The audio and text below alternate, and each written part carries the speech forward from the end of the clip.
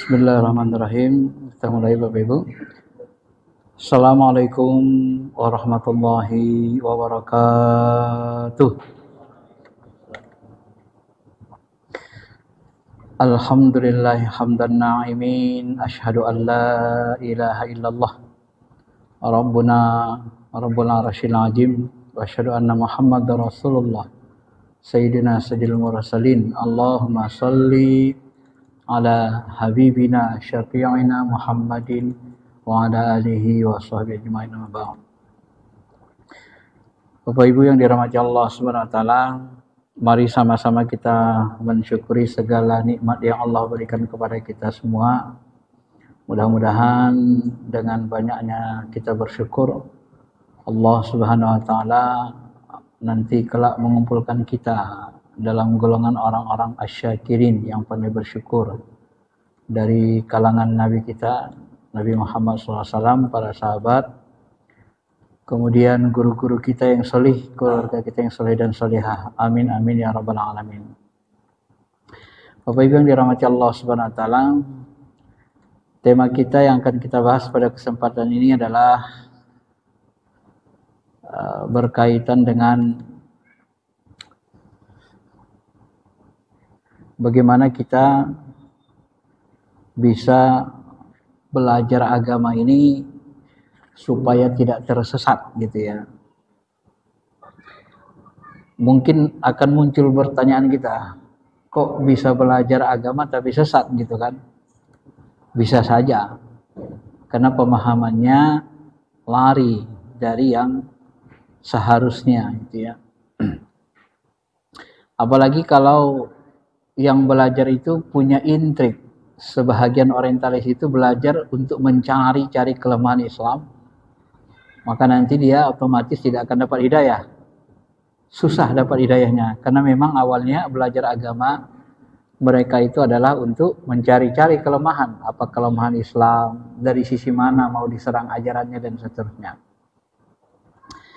Nah, maka dalam hal ini Bapak Ibu yang dirahmati Allah, setelah kita kaji berbagai ilmu agama, khususnya ilmu-ilmu pokok agama. Ilmu pokok agama ini kan yang pertama Al-Quran, kemudian hadis, karena ini ilmu sumber berasal dari Allah dan Rasulnya. Kemudian ketika Al-Quran dan hadis ini dipahami dalam bentuk hukum, lahirlah ilmu fikih. Ketika dipahami dalam bentuk tauhid, ayat-ayat tauhid, hadis-hadis berkaitan dengan tauhid, lahirlah namanya ilmu tauhid atau ilmu akidah. Kadang disebut juga dengan ilmu kalam karena banyak menggunakan ra'yu ya.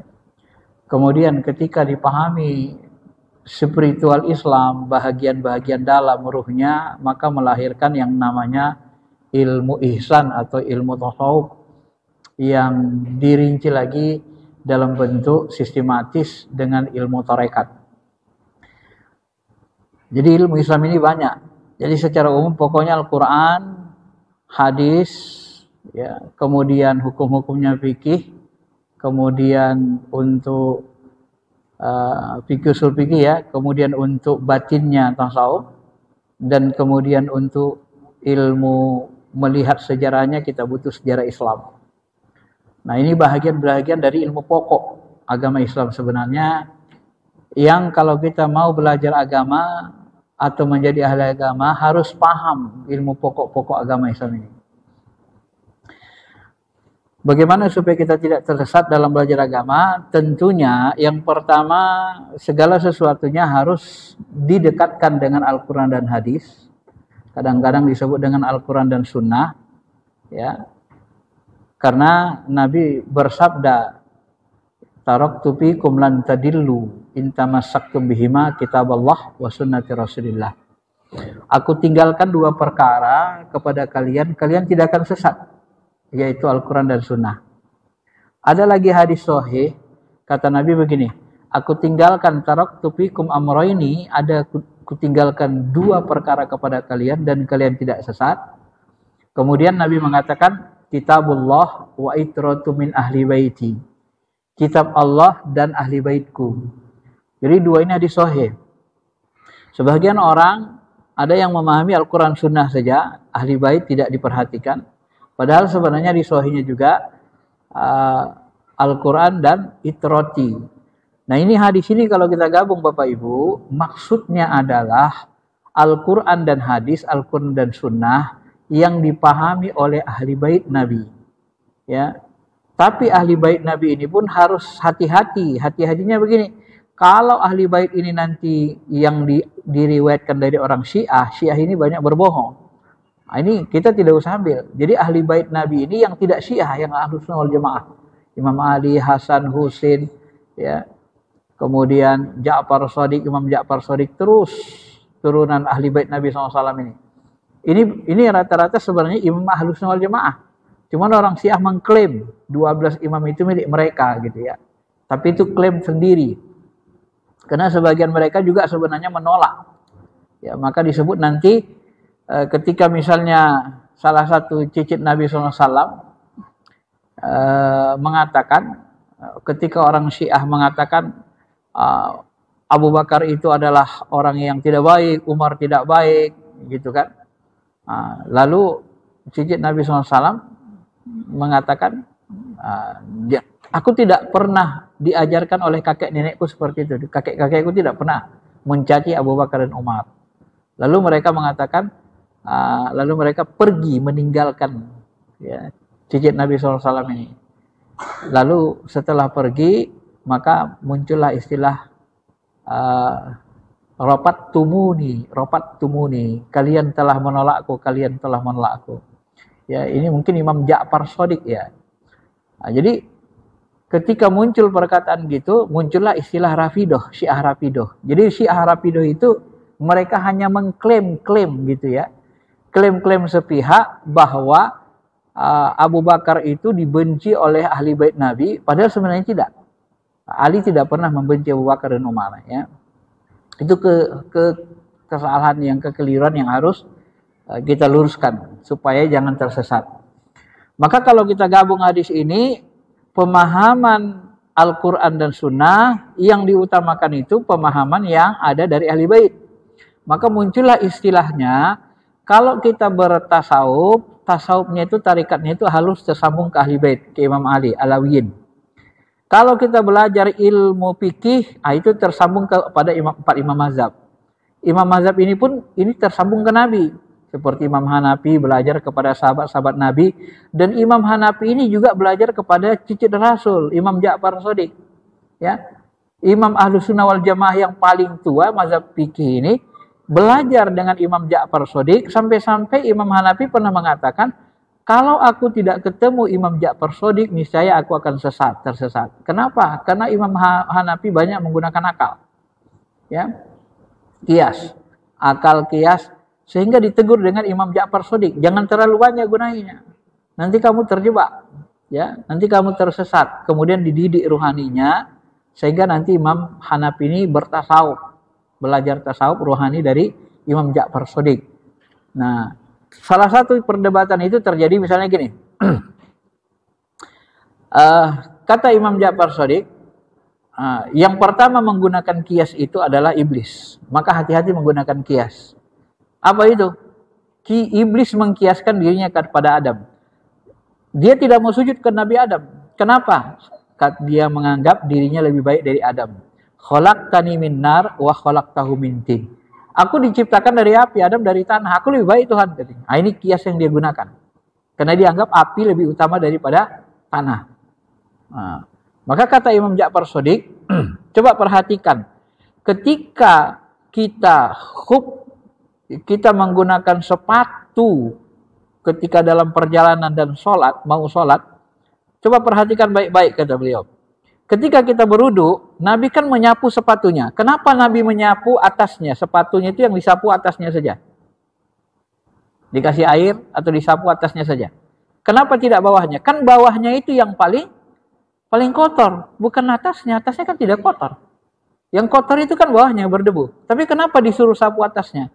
Ini pertanda sebenarnya kias itu tidak bisa digunakan dalam semua, khususnya dalam ibadah madu. Analogi akal itu.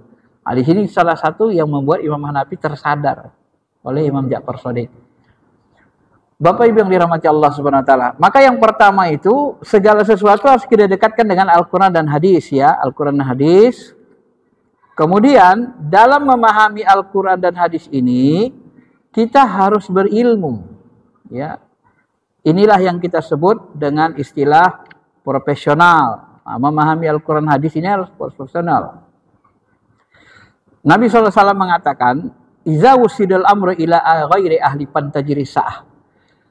Apabila sesuatu diserahkan kepada bukan ahlinya, tunggu saat kehancurannya, chaos, kiamat. Kiamat itu hancur, kiamat itu berkelahi, hancur, berdebat, ya. Akhirnya ujung kepada perkelahian dan perperangan. Apabila sesuatu diserahkan kepada bukan ahlinya, tunggu saat kehancurannya, kata Nabi. Nah, maka dari sini dipahami ulama ini profesional. Artinya apa? Ketika kita memahami ayat atau hadis berkaitan dengan sesuatu, maka kita harus gunakan ilmu yang berkaitan dengan itu. Nah, ini harus diperhatikan. Ya. Jangan semata-mata ayat hadis itu dipahami secara tekstual semata. Ini yang membuat orang tersesat. Ya.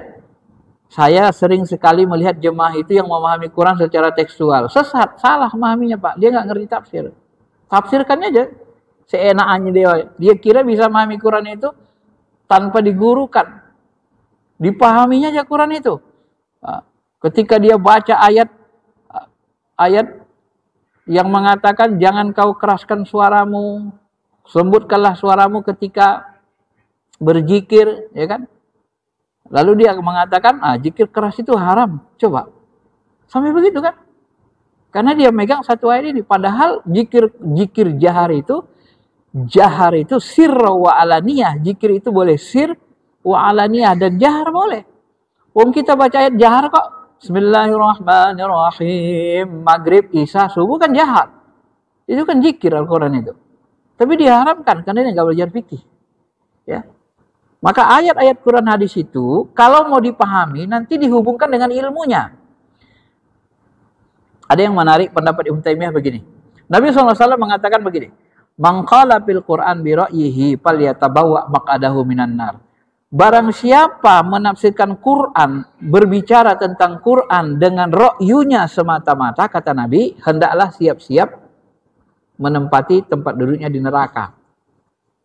Lalu Ibnu Taimiyah dalam usul tafsir, dia tafsirkan apa yang dimaksud memahami Quran dengan ra'yi. Yang dimaksud memahami Quran dengan ra'yi adalah bi ghairi ilmin. Memahami Quran nggak pakai ilmu. Kalau nggak pakai ilmu, nanti ujungnya pakai hawa nafsu. Ya, nggak pakai ilmu, nanti ujungnya pakai hawa nafsu. Maka ketika Imam Ali, ada sahabat ceramah begini di masjid. Lalu Imam Ali datang. Setelah datang disampaikan, kamu ngajarkan Quran ya dengan sahabat lainnya? Iya. Iya Imam. Lalu dia tanya, Imam Ali bilang, kamu ngerti nggak ilmu nasakh mansukh? Mana ayat yang nasikh mansukh? Nggak ngerti. Mudillun. Nanti kamu akan sesat dan menyesatkan orang lain, katanya. Coba. Hanya tidak paham ilmu nasikh mansukh bisa menyesatkan orang. Contoh Al-Quran misalnya. Al-Quran mengatakan, "Idza hadara ahadukumul maut intaraka khairanil wasiyati lil walidaini wa aqrabin." Apabila kematian menjelang kematian kalian, mau meninggal dunia, kata Allah, maka hendaklah kalian berwasiat kepada ibu-ibumu, keluargamu, aqrabin, anak-anakmu. Ini Al-Quran. Nah, orang yang nggak belajar fikih dia baca Quran gini, berarti kalau mau meninggal wajib wasiat gini. Diwasiatkannya hartanya semua sama maknya sama ayahnya, nggak boleh. Kenapa? Ibnu Abbas mengatakan ayat ini sudah dinasih, sudah mansukh. Ya, sudah dibatalkan istilahnya hukumnya. Apa yang membatalkannya? Ayat-ayat waris. Maka muncullah bahasa Nabi, la wasiyata li waris. Ahli waris itu nggak boleh nerima wasiat. Ya, kita punya harta 100 miliar. Lalu kita bilang, nanti untuk kamu 50 miliar ya, yang 50 miliar untuk kamu aja. Yang adik kalian nakal nggak usah dapat, nggak boleh. Zalim kita. Dan wasiat itu nggak batal dalam Islam. Karena wasiat itu tidak boleh kepada ahli waris. Kenapa? Ahli waris sudah ada paroidnya, hartanya, bagiannya masing-masing. Ya. Dan ahli waris itu Kalau kita mewasiat kepada ahli waris, tidak boleh lebih dari 1/3. Dan itu pun wajib disetujui ahli waris lainnya. Nah itulah fikihnya mazhab Syafi'inya. Makanya mengatakan lah wasiat ahli waris. Nggak boleh ahli waris nerima wasiat. Yang nerima wasiat orang lain. Anak angkat.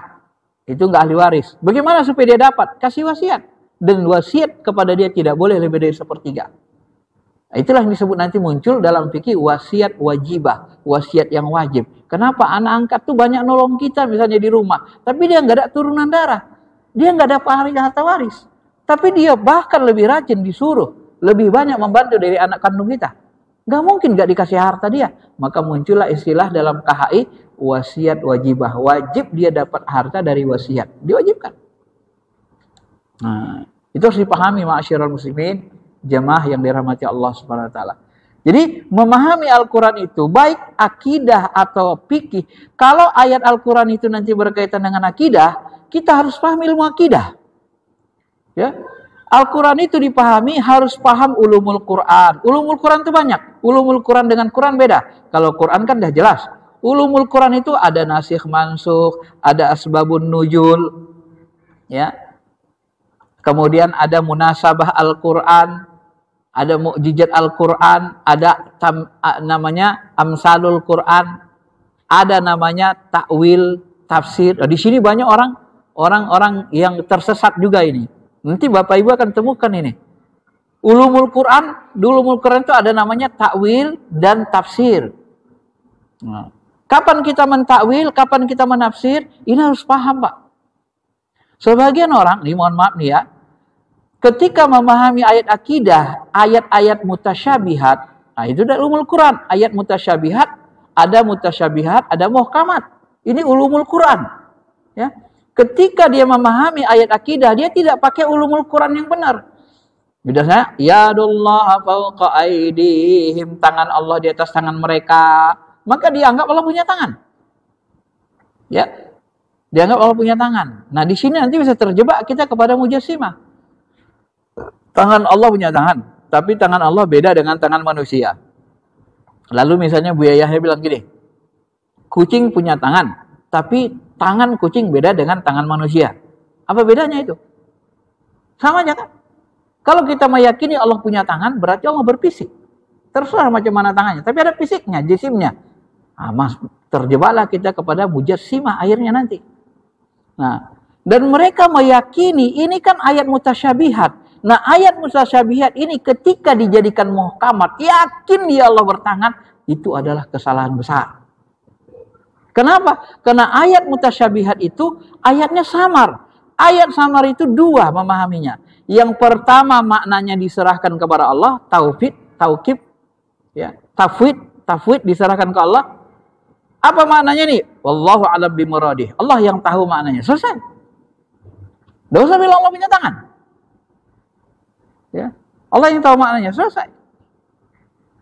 Jadi yang pertama, serahkan maknanya kepada Allah. Tangan Allah di atas tangan mereka. Apa maksudnya itu? Aku nggak ngerti, Allah yang tahu. Teksturnya begitu, selesai. Gitu aja. Yang kedua, kalau kita mau memahami ayat mutasyabihat ini, harus mengambil takwil ahli ilmu. Siapa ahli ilmu? Di ayat itu disebut warrasikhuna fil ilmi la ya'lamun, tidak mengetahui ta'wilahu, la ya'lamu ta'wilahu illallah, tidak mengetahui ta'wilnya kecuali Allah. Warrasikhuna fil ilmi, dan orang-orang yang dalam ilmunya. Artinya apa? Ulama yang rasikh. Nah, kita lihat tafsir Ibnu Abbas dalam Al-Mikbasnya, dalam kitab tafsirnya. Apa maksud yadullah fawqa aydihim? Ibnu Abbas mengatakan yang dimaksud dengan tangan Allah, tangan itu kan sifatnya memberi. Yang dimaksud dengan tangan Allah itu adalah pemberian Allah. Jadi pemberian Allah, anugerah Allah itu di atas pemberian janji-janji mulu orang kafir. Ya. Jadi dia takwil itu. Selesai. Kalau mau takwil. Tapi jangan diyakini Allah bertangan, berjisim, nggak bisa. Sebenarnya itu sudah mendekati sekali kepada mujassimah. Berjisim, karena kita sudah meyakini Allah berfisik kan, bertangan. Padahal zat Allah itu laisa kamitslihi syai'. Memahami ini pun bertingkat-tingkat. Tidak ada yang serupa dengannya. Artinya yang tak serupa itu nggak ada bentuk, la yatasawwar. Nggak ada bentuk. Kalau kita katakan tangan, ya berbentuk jisim. Karena tangan itu jisim. Maka kalau kita membahasakannya, dalam akidah Asy'ariyah, Ahlussunnah wal Jamaah, jisim itu bukan sifat zat. Sifat zat itu sifatnya maknawi dan ma'ani. Nah, ini ilmu kalamnya, ilmu tauhidnya. Ma'ani maknawi itu apa maksudnya? Sifatnya mana? Wujud, kidam, sedia. Itu ma'ani maknawi, tidak jisim. Baqa, kekal, ma'ani. Ya. Mukhallafatul lil hawadisah, berbeda dengan makhluk. Ma'ani, maknanya, bukan jisim. Maka kan Allah berfirman misalnya gini, la yanalullaha luhumuha wala dima'uha walaki yanaluhut taqwa minkum. Tidak sampai kepada Allah darah dan daging yang kamu sembelih. Kenapa darah daging tidak sampai kepada Allah? Karena darah daging ini jisim, suar, bentuk. Ya, kalau Allah nggak makan daging, nggak makan darah. Yang makan darah itu setan, ya kan? Binatang. Nah, Allah nggak makan darah, maka darah dan dagingnya nggak sampai ke dia. Orang dia nggak makan darah kok, nggak makan daging, maka nggak sampai. Jadi yang sampai ke Allah itu apa? Taqwa minkum, ketakwaan. Ketakwaan itu ma'ani, sifat. Sifat takwa yang di kolbumu itu yang sampai. Ketaatanmu, ketakwaanmu yang dilambangkan dengan ketaatan, itu yang sampai. Ma'aninya, maknanya. Takwa itu makna, bukan fisik, bukan jisim. Coba perhatikan bagaimana Allah berfirman begitu.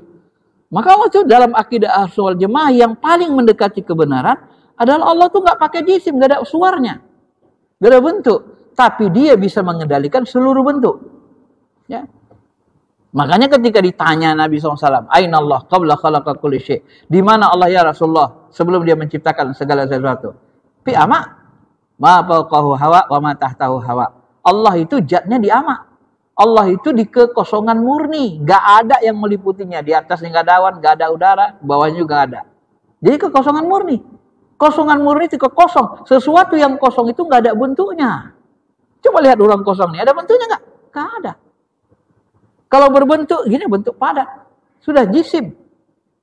Ruang kosong ini nggak ada bentuknya, dan dia berada di kekosongan murni.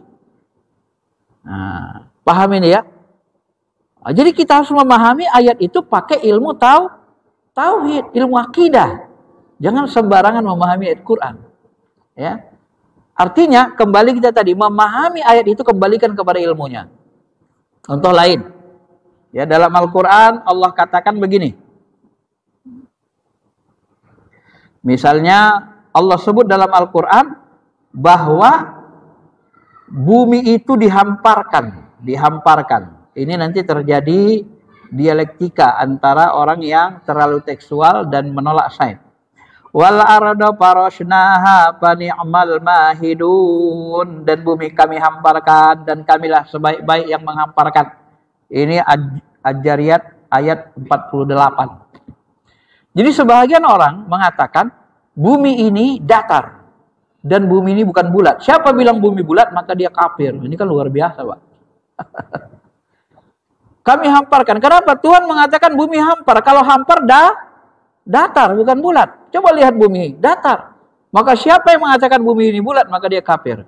Diadunya ayat Quran dengan saintifik.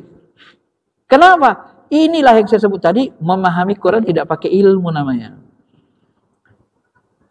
Yang paling tahu bentuk bumi, orang saintifik, Pak.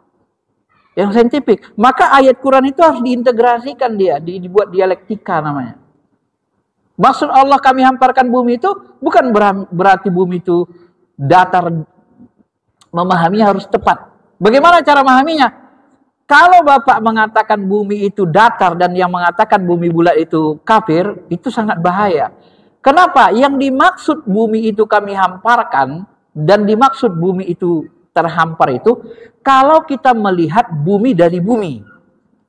Jadi ketika Allah ngomong Quran, bicara Quran, Allah ngomong kepada orang bumi dengan penglihatan orang bumi. Ini kita manusia bumi. Nah, ketika Allah mengatakan kami hamparkan bumi, ya lihat aja benar. Benar nggak dihamparkan Allah? Benar. Tapi ketika kita keluar dari bumi naik ke angkasa, baru kita melihat bumi itu adalah bulat. Jadi dari pandangan angkasa, pandangan luar angkasa, bukan orang bumi, maka nggak masalah. Tidak ada kesalahan Al-Quran di situ. Karena Quran bicara pandangan bumi dari orang bumi. Memandang bumi dengan mata orang yang di bumi. Ya terhampar. Kalau kita melihat memang terhampar. Tapi kalau kita keluar dari bumi, ke ruang angkasa kan dilihat. Bumi itu menjadi bulat ternyata kan. Jadi tidak ada kekafiran di situ. Karena tidak mampu tadi, tidak menggunakan ilmu memahami ayat. Nah, ketika bicara bentuk bumi, yang paling mengerti adalah saintifiknya. Maka buat Al-Quran itu berintegrasi dengan ilmu alam. Ya. Apalagi itu masalah dunia, namanya ayat-ayat kauniyah bahasanya. Orang bilang, ibaratnya orang bilang urusan dunia, kata sebagian orang. Kalau dalam bahasa Al-Quran, ayat-ayat Allah itu ada ayat kauliyah, firman Allah, Quran, ada ayat kauniyah, alam semesta. Ayat kauniyah ini dikaji berdasarkan eksperimen. Ya. Al-Quran itu teks. Nah, saya kadang-kadang membuka pikiran kita ya supaya jangan picik sekali ya. Supaya jangan picik sebenarnya. Supaya jangan saklek.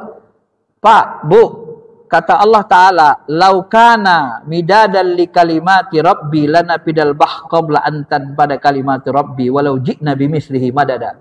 Sekiranya tinta di lautan disuruh menulis firman Tuhan, tinta di lautan semuanya jadikan tinta, kemudian pepohonan dijadikan pulpennya untuk menulis firman Tuhan seluruhnya, itu habis itu lautan itu.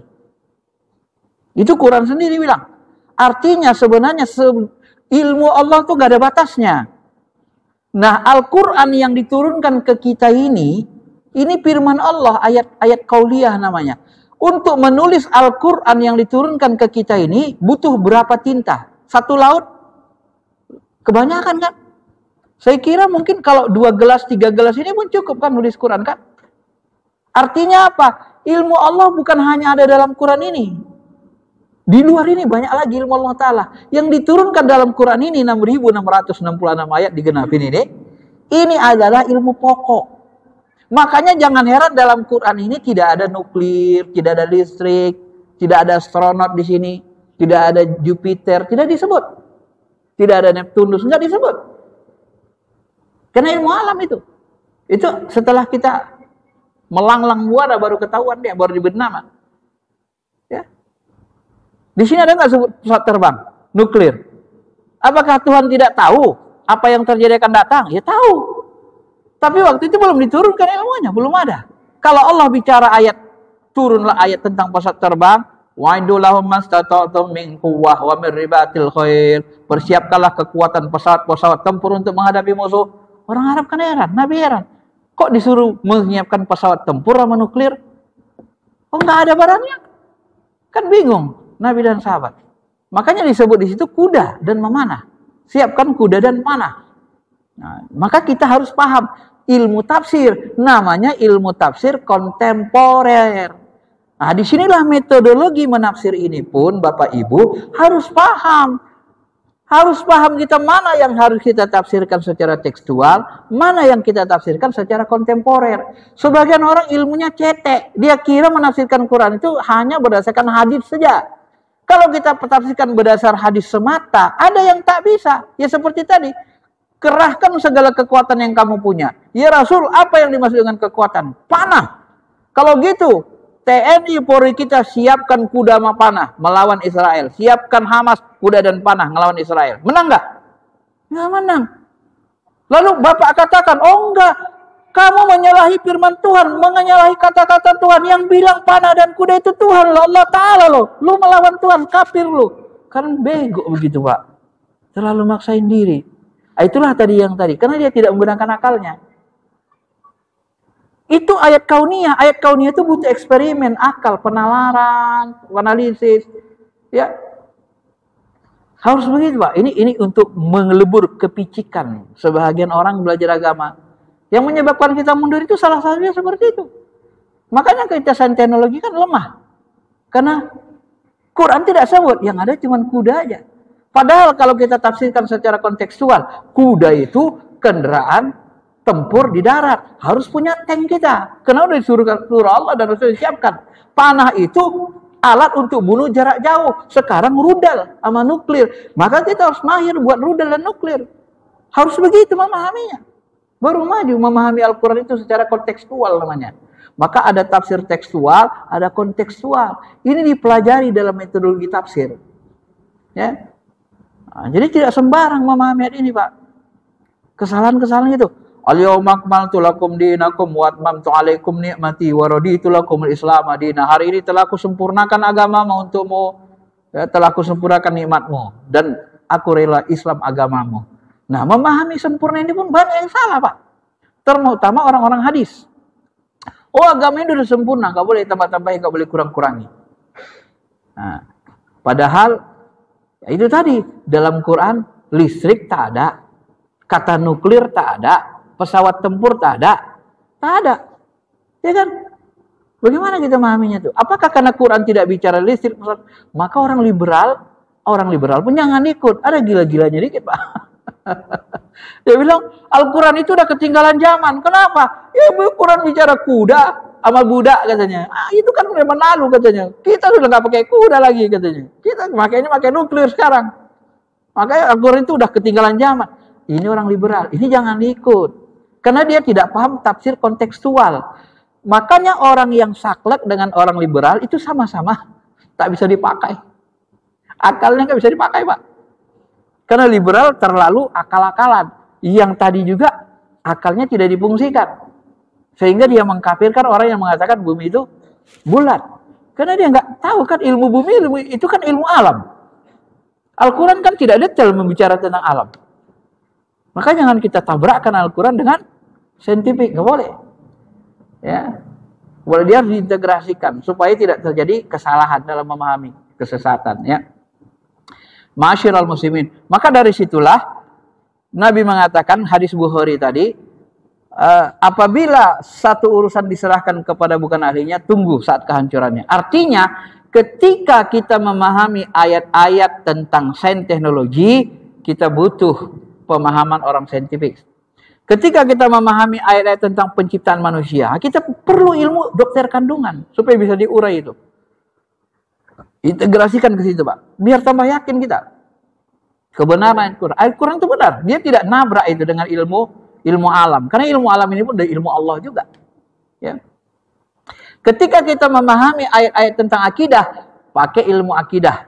Ketika kita memahami ayat-ayat tentang hukum Islam, pakai ilmu hukum Islam.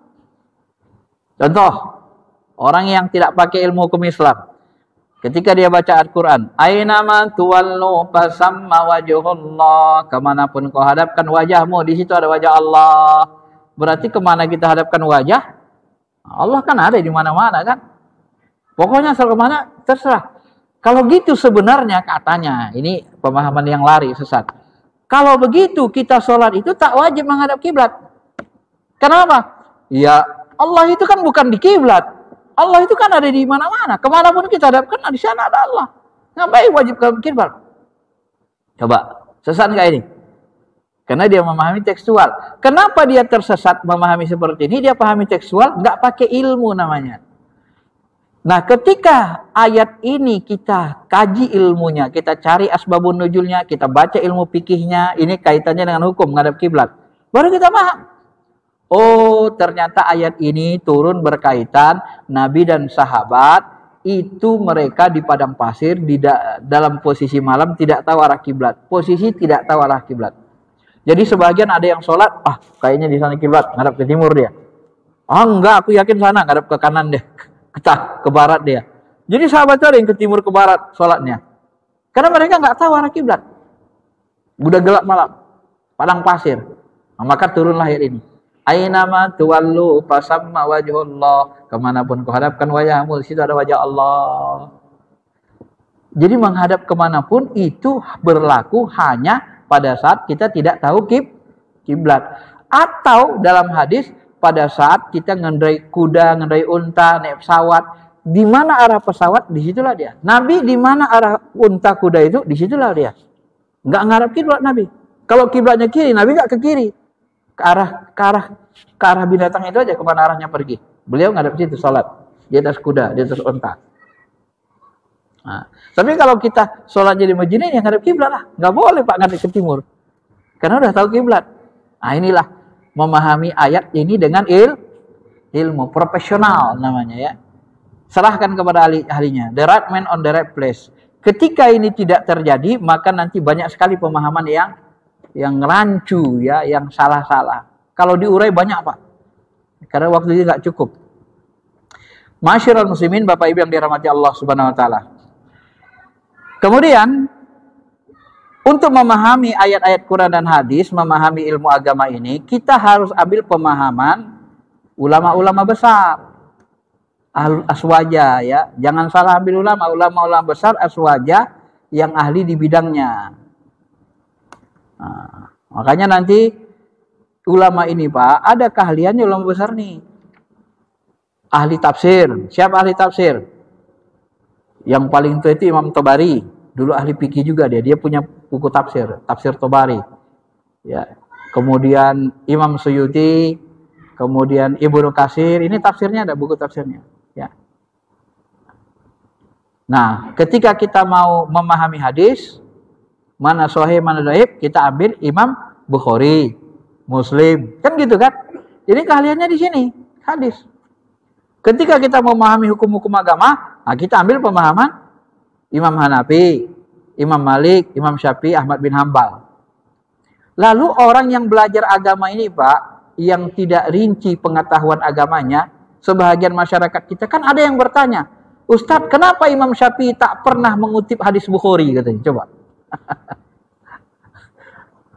Kenapa Imam Syafi'i tak pernah mengutip hadis Bukhari dalam berhukum? Nah, ini karena ini gagal paham karena dia nggak ngerti sejarah. Imam Syafi'i itu lahir 150 Hijriah. Ya. Wafatnya 200-an. Sementara Imam Bukhari itu lahirnya 200-an Hijriah. 10 tahun Imam Bukhari, Imam Syafi'i sudah meninggal. Jadi meninggal Imam Syafi'i, umur Bukhari baru 10 tahun. Dia belum menulis buku. Macam mana Imam Syafi'i mau ngutip hadis Bukhari? Bukhari aja udah baru anak-anak, belum nulis buku. Ya Imam Syafi'i mengutip hadis-hadis hafalan dia lah. Dan hafalan dia tidak tahu, kita tidak bisa pastikan. Bisa jadi lebih banyak dari Imam Bukhari. Cuman beliau tidak menulis kitab hadis. Dengan syaratnya. Beliau fokusnya ke kitab fikihnya, hukumnya, ahkamnya. Kan begitu. Nah, jadi pertanyaan itu muncul kenapa? Karena tidak baca sejarah, ilmu sejarahnya nggak ngerti. Dan tidak paham mana ulama yang ahli di bidangnya masing-masing. Maka ketika kita nanti bicara tentang akidah, Imam Asy'ari yang kita pakai. Kenapa? Karena dalam sejarah memang Imam Asy'ari yang menang dalam sejarah. Dia yang disebut Ahlus Sunnah wal Jamaah. Ya. Ahlus Sunnah wal Jamaah itu Imam Asy'ari. Dia yang mampu merobohkan logika-logika orang Mu'tazilah, Qadariyah, Jabariyah. Nah, dia yang berhadapan dengan orang seperti itu. Dan dia tulis sistematis ilmu akidah itu. Ya. Nah, kenapa enggak Imam Bukhari pakai akidah Imam Bukhari? Bukhari enggak ada nulis buku akidah. Kenapa enggak pakai buku akidahnya Imam Syafi'i? Imam Syafi'i enggak ada nulis kitab akidah rinci.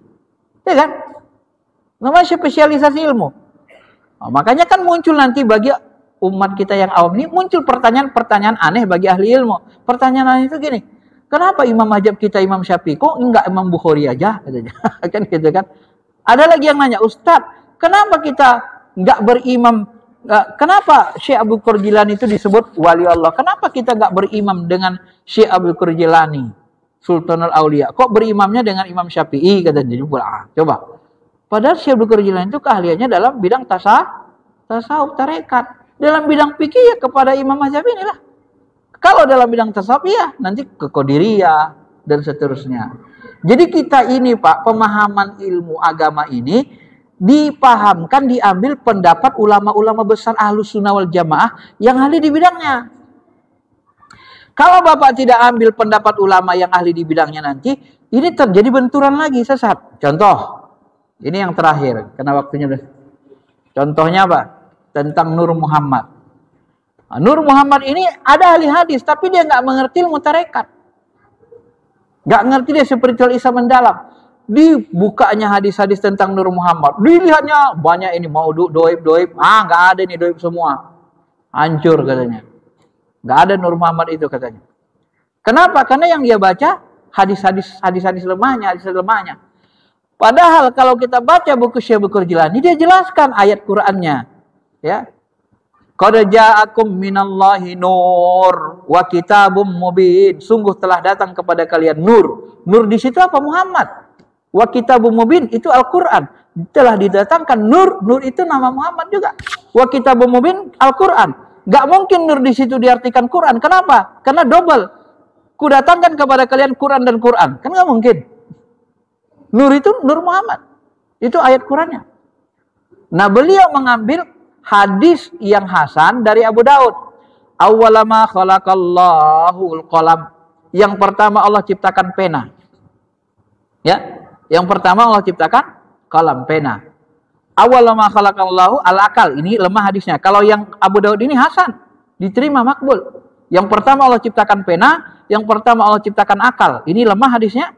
Awwalama khalaqallahu ya, nur nabika ya Jabir. Yang pertama Allah ciptakan cahaya Nabimu ya Jabir. Ini dianggap lemah. Karena riwayatnya menyendiri. Nah, ini kata Syekh Al-Jilani, ini kolam pena, kemudian Nur Muhammad, kemudian akal, ini satu benda. Sama ini bahannya, bendanya, Pak. Cuman penamaannya beda. Jadi boleh memahami gitu. Jadi yang dimaksud dengan Nur Muhammad itu kolam. Kolam itu hadisnya hasan. Nah, orang ahli hadis kan nggak paham ke sini. Dia anggap pena di situ beda dengan Nur Muhammad. Kalau Syekh Al-Jilani itu disamakannya. Akal itulah Nur Muhammad. Pena itulah Nur Muhammad. Akal itu sumber ilmu. Kenapa disebut akal? Karena dia tempat ilmu. Kenapa disebut pena? Karena dia alat transfer ilmu. Kenapa dia disebut Nur Muhammad? Karena nur itu cahaya, ilmu, petunjuk. Nur itu artinya pemberi petunjuk, penerang, cahaya. Itu juga itu. Nah, ini yang saya sebut tadi. Jadi kalau kita berpedoman kepada orang-orang yang baca hadis saja, itu nggak ada teori itu, sesat apa semua. Karena dia nggak mendalami ilmu spiritual. Padahal kalau didalami ilmu spiritual, kebuka mata hatinya, dia akan lihat nanti Nur Muhammad itu ada. Ada bendanya, Nur Muhammad itu. Bentuk cahaya juga. Dan cahaya itu bisa juga diartikan bentuk ilmu. Ya. Nah, ini maksud saya. Jadi ambil ulama yang ahli di bidangnya. Ketika membahas ayat hadis tentang sesuatu, ulama yang ahli di bidang itu. Kaitkan ilmunya. Itu baru kita selamat nanti. Kenapa saya sebut begini Bapak Ibu? Karena saya belajar agama ini pun dari kecil. Dan saya belajar agama ini membuka diri. Bukan kayak sebagian orang. Belum apa-apa udah sesat, bid'ah sesat. Enggak begitu. Ya. Dia protek diri dia. Dia kunci diri dia. Akhirnya ditutup Allah hatinya. Kenapa? Karena kita sendiri nutup diri. Nggak dikasih Allah kita ilmu itu. Saya dulu menutup diri dari ilmu tarekat. Nggak saya dalami. Tapi lama-kelamaan banyak orang bertanya, saya kan penceramah, Ustadz. Nanti kalau Bapak Ibu tanya tentang tarekat, saya asal-asalan nggak tahu jawabannya. Kan saya berdosa. Wala taqfu ma laisa laka bihi ilmin. Jangan kamu ikuti sesuatu yang kamu tidak tahu ilmunya. Akhirnya saya buka diri. Saya dalami tarekat. Lebih dari 10 tahun saya dalami tarekat. Padahal ilmu saya, basic saya syariah. S1, S2, S3 saya syariah. Nah, kalau bahasa teman saya jadi klop dia. Ada syariahnya, ada hakikatnya. Jadi ketika kita dalami syariah hakikatnya, kita paham, oh begini maksudnya. Bisa kita kombinasi. Kalau di syariat begini, oh fikihnya begini. Nah, ini kesalahan orang-orang hadis ini di situ Bapak Ibu. Dia jurusan hadis, tapi kurang mahir fikih, usul fikih, kurang mahir tasawuf. Jadi semuanya disirikin. Contoh, orang ziarah kubur, sholat di pelataran kubur. Ini kuburan, dia sholat sebelah kubur. Oh itu syirik, nyembah kubur. Sholat di sebelah kuburan dianggap nyembah kubur. Ini kan sebenarnya nggak ngerti fikih. Kenapa saya bilang nggak ngerti fikih? Coba, cara nyembah kubur itu bagaimana caranya coba? Tata cara nyembah kubur gimana? Ada nggak jelasin dulu lama? Nggak ada. Sholat itu tata cara nyembah Allah atau tata cara nyembah kubur? Sholat itu tata cara menyembah Allah. Nggak ada satu ulama yang mengatakan sholat itu tata cara nyembah kubur. Itu bego. Nggak ada kitabnya, nggak ada ulamanya. Tapi sholatnya di sebelah kubur. Nggak masalah. Sebelah kubur itu bukan tempat najis. Ya, yang nggak boleh kita itu sholat di hammam. Kullu ma fid dunya masjidun. Seluruh isi bumi ini, ma fil ardi masjidun. Semua isi bumi ini boleh sholat kita dimanapun. Illal hammam, kecuali mahmam dan di atas kuburan. Ini kuburan di atasnya kita sholat, baru nggak boleh. Kalau di sebelahnya, ya kuburan Nabi, di sebelahnya orang sholat itu Bapak Ibu. Coba lihat kuburan Nabi. Kan banyak orang sholat di situ. Kita harus realistis, menganalisisnya dengan ilmu. Jangan dengan kebencian. Kalau dengan kebencian ya nggak objektif. Akhirnya kita sesat dan menyesatkan. Ya, makanya orang tua kita dulu ini kalau orang NU modelnya. Orang tua kami dulu, ketika orang meninggal, dibuat itu nanti panggung di atas kuburannya itu. Untuk apa panggung itu? Dia baca Quran 30 juz, menghadiahkan bacaan Quran ke mayit. Ya, dia sholat di atasnya, baca Quran di atasnya, tapi tidak di atas tanahnya. Itu darurat. Karena dia itu tempat tidur. Nah, ada istilah darurat, boleh. Dan dia tidak menyentuh tanah kuburannya. Dibuatnya di atas. Nah, setelah seminggu sudah dibongkar, dia pulang.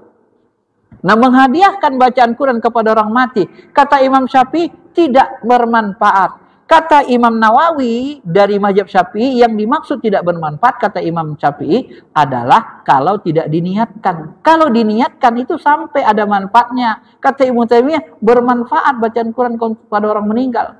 Kalau diniatkan sampai. Loh, ini kan khilafiyah. Kenapa kita menyesatkan orang? Sementara Imam Mazhab juga tidak menyesatkan. Ente siapa? Imam Mazhab tidak menyesatkan. Imam Ahmad bin Hanbal dilarangnya orang baca Quran di kuburan. Lalu tiba-tiba datang seorang muridnya. Ya Imam, kenapa antum melarang baca Quran di kuburan? Bukankah Imam An-Nakhai atau Imam besar Sufi ada mengatakan bahwa sahabat baca Quran di kuburan, dekat kubur? Lalu Imam Ahmad mengatakan, oh betul. Apakah kau percaya dia mengatakan, demi Allah dia mengatakan begitu. Dia orang sikoh. Dipanggilnya orang tua itu. Sini Pak. Sini. Enggak apa-apa baca Quran di kubur. Silakan bacakan. Dirubahnya pendapatnya. Sekelas Imam Ahmad, dia rubah pendapat. Anda tidak Imam Ahmad, Anda tidak Imam Fikih, Imam Mazhab Syafi'i, tapi mensyirikkan orang baca Quran di kuburan. Ini kan masalah. Kita nggak ngerti kenapa ada istilah seperti itu. Kita real saja, berilmu saja. Karena baca Quran itu, bapak mau baca Quran dimanapun boleh. Yang nggak boleh di WC. Karena najis. WC boleh baca Quran, tapi dalam hati. Tak boleh dijaharkan. Karena itu yang dilarang. Nah, inilah penjelasan-penjelasan. Contoh sebenarnya seperti saya katakan banyak lagi. Karena waktunya yang sedikit. Ini saja yang bisa saya sampaikan. Jadi ada 3 kuncinya. Beragama ini, belajar ilmu agama ini kepada ulama yang ahli di bidangnya. Kemudian diperhatikan ulama-ulama besar Ahlus Sunnah wal Jamaah. Jangan ulama-ulama besar yang tersesat. Yang Syiah dan seterusnya ya. Supaya nanti klop keilmuan itu. Antara hakikat, syariat, fikih dan seterusnya itu bisa berbarengan. Karena ilmu agama ini tidak bentrok sebenarnya Pak kalau kita kuasai. Saya belajar semua ini, ilmu agama ini. Saya melihat tidak ada bentrok. Yang membuat bentrok ini orang yang ilmunya kurang.